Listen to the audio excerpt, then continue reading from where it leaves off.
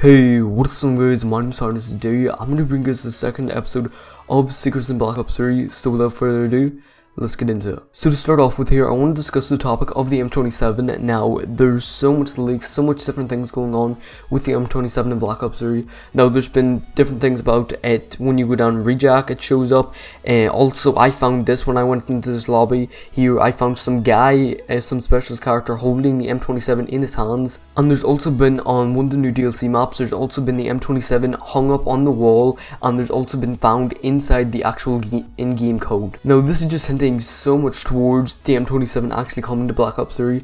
Now, honestly, I think it's more that it's been leftover code, but at the same time, ever since they've actually hung it up in that room, I'm actually a little bit query about it now, and I think they may actually else bring the weapon back or bring it back as a skin for the ICR and make it just look like the M27 but the same stats as the ICR. Now, coming in next, did you know the War Machine, if someone has kinetic armor activated, you can actually kill them in one hit? Now, I thought this was pretty interesting, and there's probably a lot of people out there that know about this and probably think I'm stupid, but I didn't know about this, and I just thought it was pretty interesting to see that someone with the kinetic armor on can actually die by one hit from the actual War Machine. I just found this really interesting. The Battery's own weapon can actually destroy her own ability, and I just found it interesting. And the same fact is that it's the same specialist character, and I just thought it was very interesting. Now, coming up next, did you know that you cannot actually see people underwater using the active camo until you actually go underwater yourself?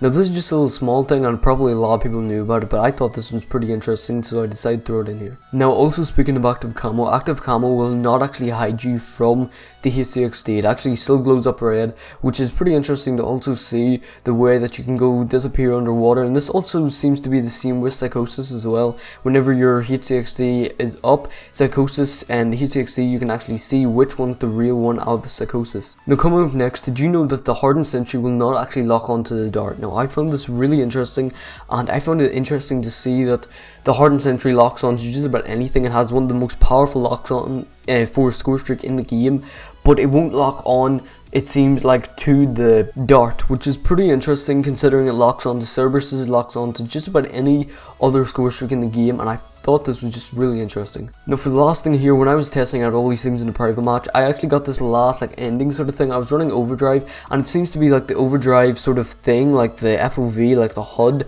that comes around it when the game was actually ending. Now, I just wanted to point this out. This is probably just some sort of a glitch, but it was sort of interesting to see that this actually ended up coming up. Maybe I don't run Overdrive a whole lot, so maybe this is, you get a chance to get this maybe when you end the game while you're in the middle of using your Overdrive, then it shows up. I really don't know what made this happen, but I thought it was pretty interesting and I wanted to point it out.